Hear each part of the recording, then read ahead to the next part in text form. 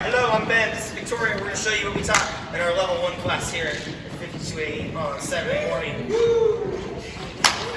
Alright, so we worked on elasticity today. So basically we're trying to get that idea of when we're creating our connection, our stretch, our compression, sideways, that resistance away from each other, that you have to get that feeling of our bodies moving opposite, and leaders, the hands going out, but you building resistance to your own arm motion, and followers, you filling that space. We did this by using a lean to teach you the feeling, and taking away the lean but trying to preserve the feeling. So we started feet together, and we're leaning and we're taking the follower away as our body goes away, but this is getting heavier the more I let my arms out.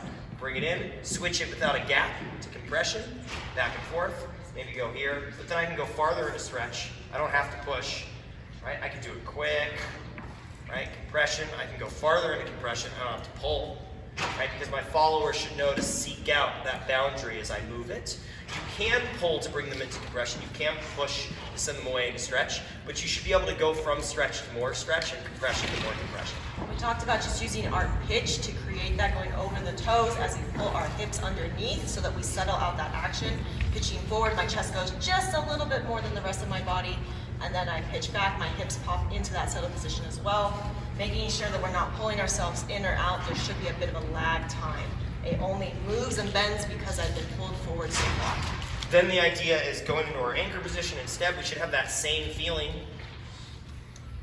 Then we preserve that feeling as we go into the sugar push.